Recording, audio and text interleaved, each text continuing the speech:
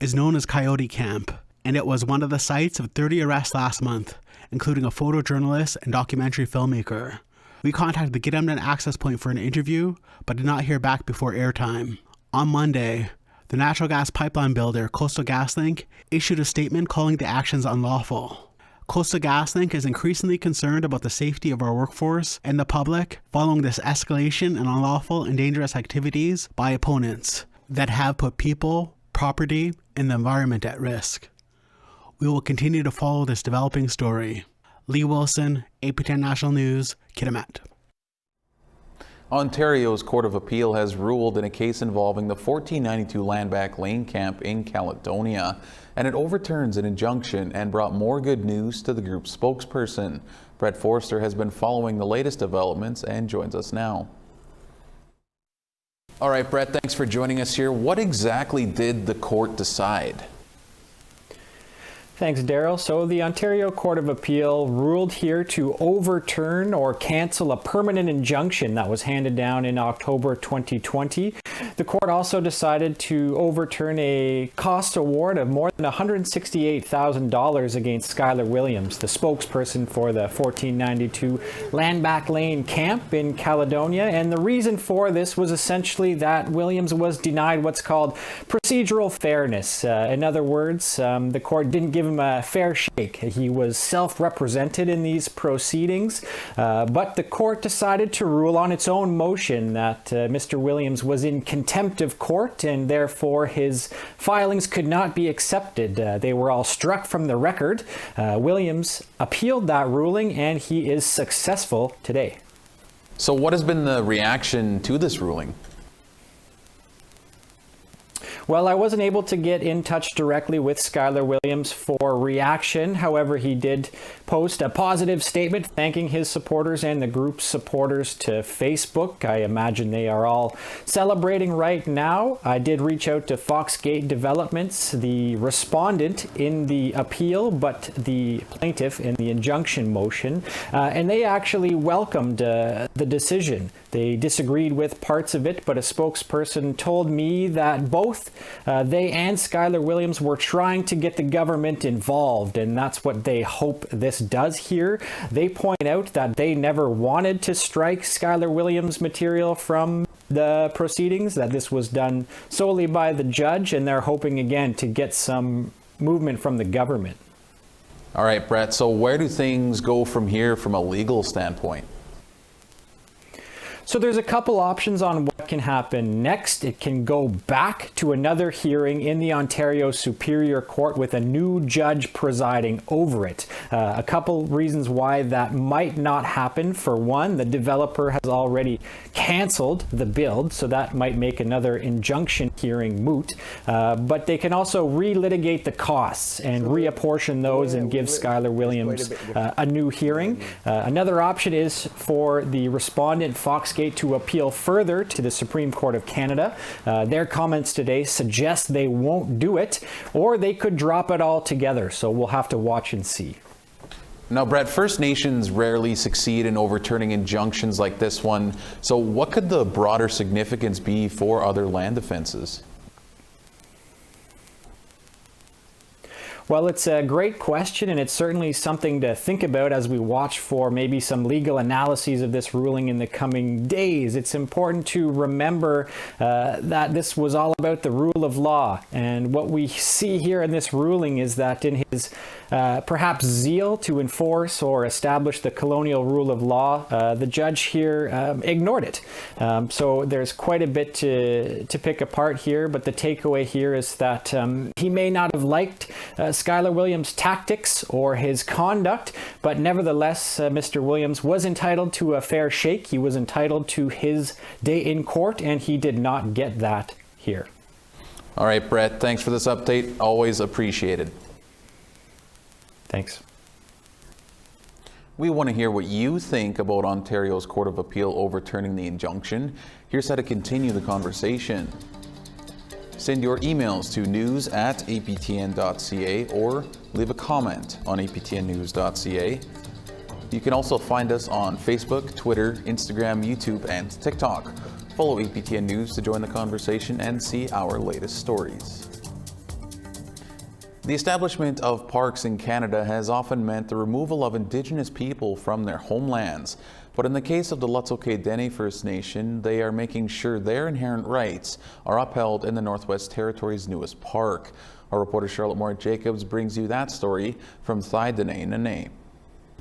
And Caledonia, in essence, is this entire community because it encompasses all of our stories, all of our traditional teachings, you know, all of the different areas where we've learned to hunt, to trap, to fish, to navigate.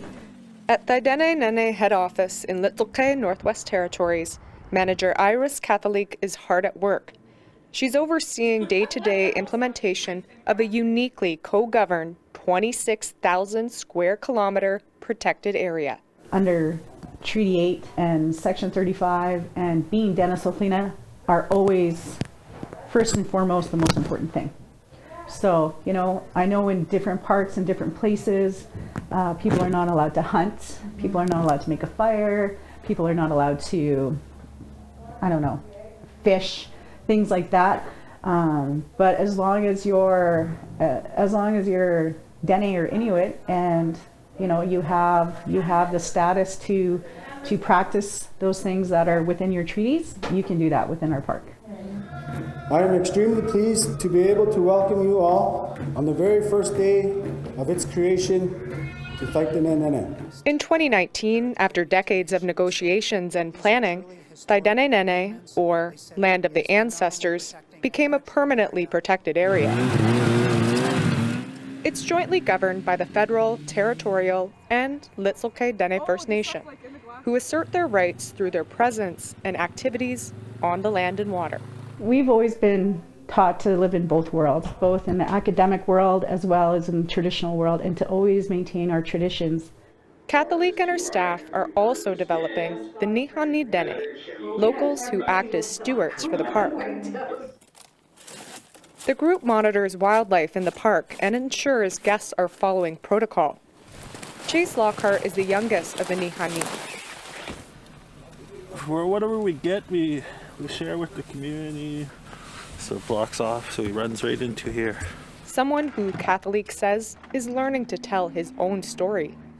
He's had a lot more exposure, you know, attending meetings and workshops with not only with our members but outside of Wet'suwet'en, that you see them coming out of their shell.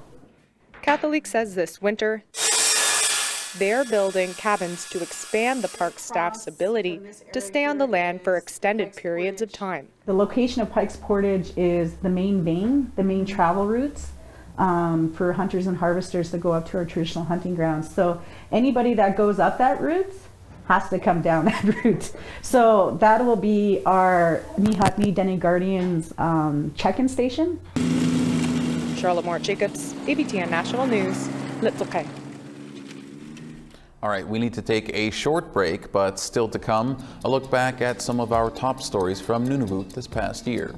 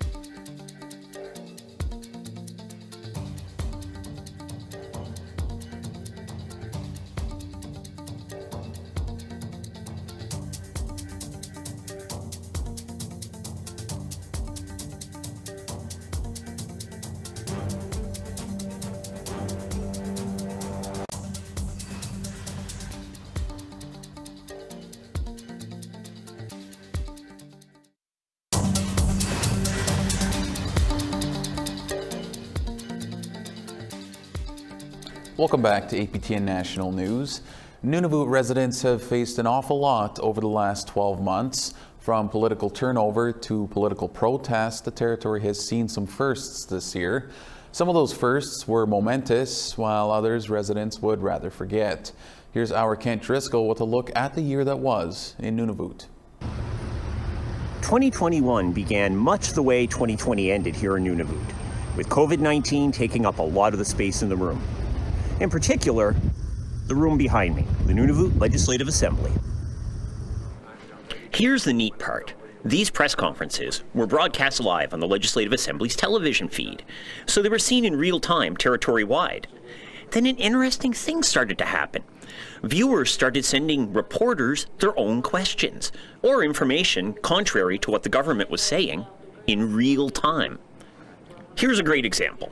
I'd been getting notes from teachers territory-wide about how the learning packages the schools sent home during COVID closures weren't even being marked. So I asked the education minister about it. The teachers, when they put out the packages, were asked to focus on numbers and letters, numeracy and literacy, the basics. But they're being asked to grade these report cards full of subjects that they've barely taught and even in the last semester have taught remotely. How can these report cards be any sort of meaningful guide for parents if they're being graded on such small amounts of material? Minister Joanna Seida Koino Silaganamo. Just to build off the experience that we've had, and yes, we are focusing on and emphasizing literacy, numeracy, as well as the well-being of our students. This is where we're asking, our teachers know the students the best, and this is where our education system has to meet the students where they're at. It wasn't all bad news for Nunavut students. COVID vaccines were rolled out for teenagers in the summer and for everyone 5 and up by the end of the year. This year also brought us a protest movement unlike anything ever seen in Nunavut before. The Mary River iron ore mine is located halfway in between Pond Inlet and Arctic Bay, Nunavut. Protesters traveled to the mine by snowmobile and blocked the runway and access road, right in the middle of the Nunavut Impact Review Board meeting in Pond Inlet about the mine's proposed expansion.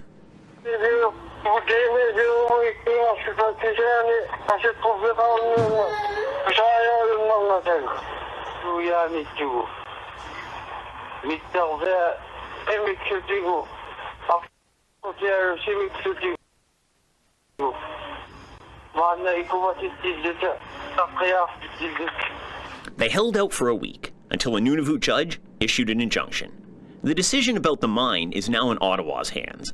The Impact Review Board will make a recommendation to the federal cabinet, who can accept or reject it. This story will be coming back in 2022. You can count on it. 2021 was also a big year for political change here in Nunavut, and much of that change came from people who were heavily involved in that Mary River iron ore mine project. Lori Idlout was the lawyer for the protesters. Now she's the NDP MP for Nunavut. She replaced Mumila Kakak, who decided not to run for a second term. Kakak did release a scathing report into Nunavut's housing problems. Her methods were questioned by Nunavut's old guard politicians, but she stood firm. Because a lot of people were quite, to put it bluntly, very angry with me for not following GN process and procedure. I don't work for the GN.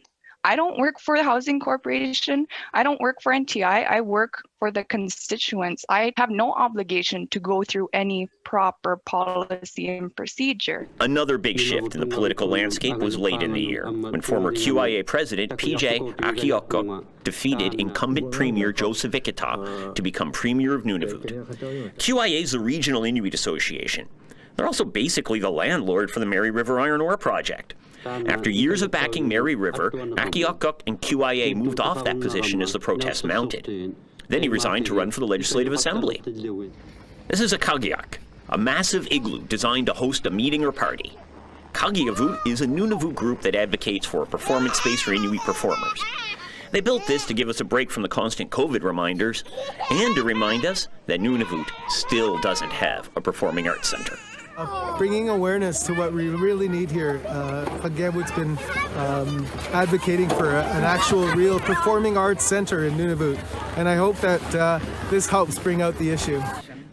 Mary Simon was selected this year as the first Inuk to hold the role of Governor General and has been using Inuktitut on the job frequently.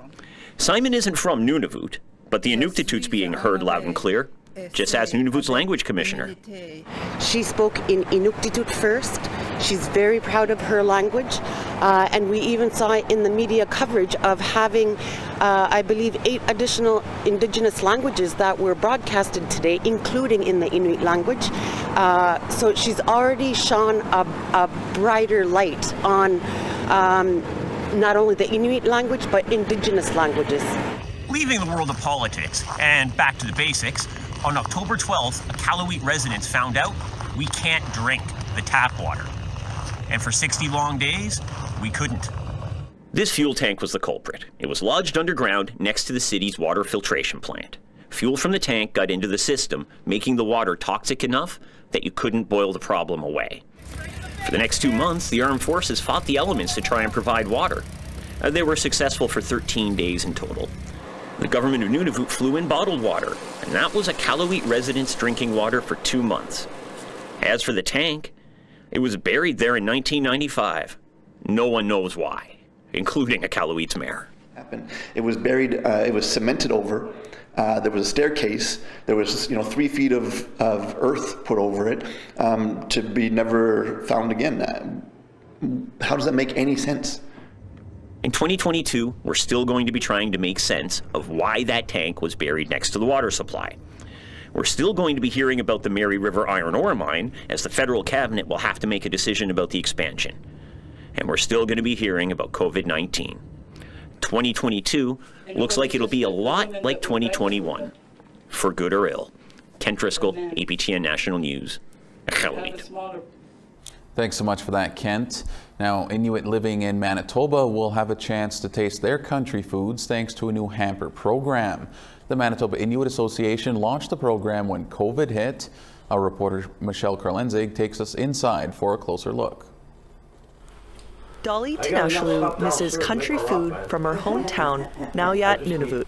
The 65-year-old Inuk now lives in Winnipeg, and thanks to an Inuit hamper program, she gets a taste of home. I get Arctic char, caribou, and makta. Makta is whale. Yeah. Manitoba Inuit Association started the hamper program when the pandemic hit, providing essentials like food and toiletries to Inuks in the province. Janelle Samertuck is the program coordinator. They're really struggling right now. Especially we saw with COVID, people lost their jobs and they didn't really have anything. So we thought this was the best way that we could help them. The program has helped people like Tinashalu and her husband Nelson. They used to present Inuit culture in schools, but then COVID-19 shut down that income. Nelson says the Inuit Association helps with more than just food delivery. If we have problems, we can go to them. And they have the resources. They know where to send us, direct us in the right ways and stuff like that. Samertuck says the feedback from the hamper program has been positive and enjoys helping families in need. To me, it's really empowering to be able to help my community, to know that there's a lot of people out there struggling and that we're able to give them just something to even go through a few weeks and have food. The association relies on funding from Indigenous Services Canada. Samertuck says as long as COVID continues and they receive funding, the hamper program will continue. Michelle Karlenzig, APTN National News, Winnipeg.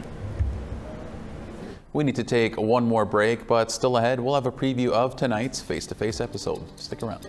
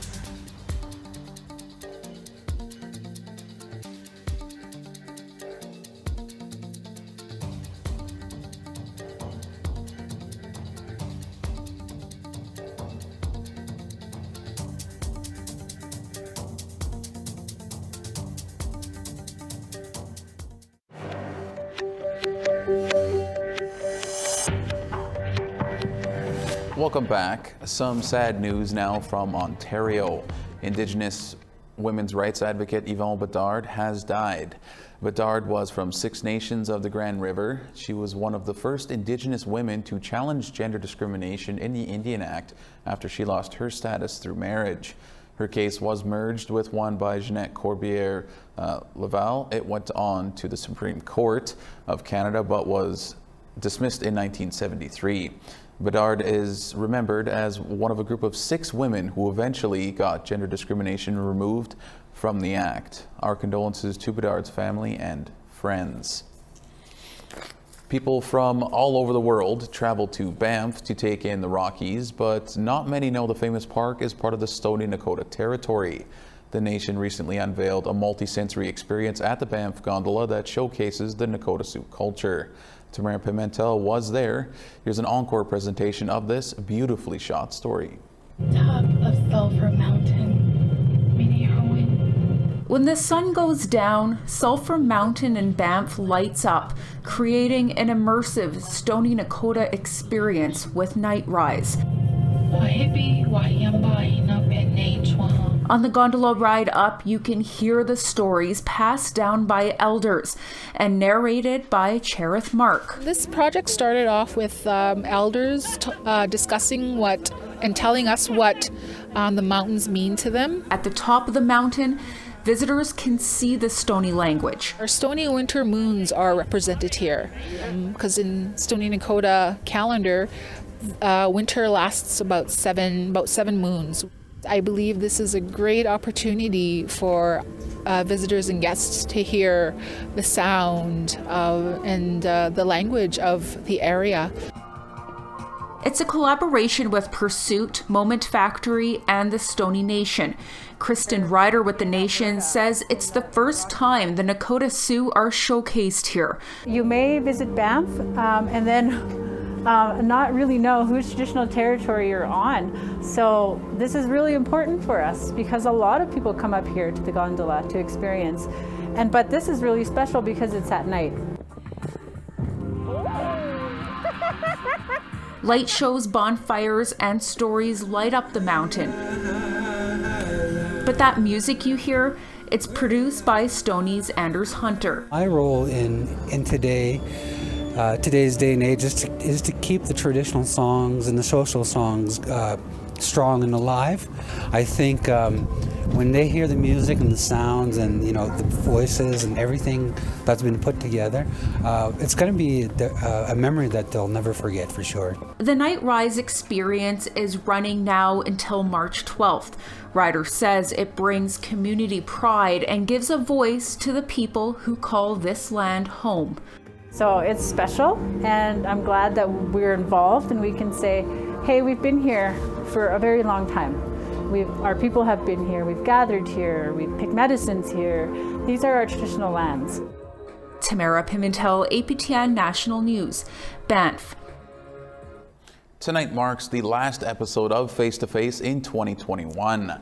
I sit down with recording artist and music producer Mattmac. Matt is from Garden Hill First Nation, a remote fly-in community in northern Manitoba, and he has been blind since birth. He first began to make beats and write songs when he was just 13 years old.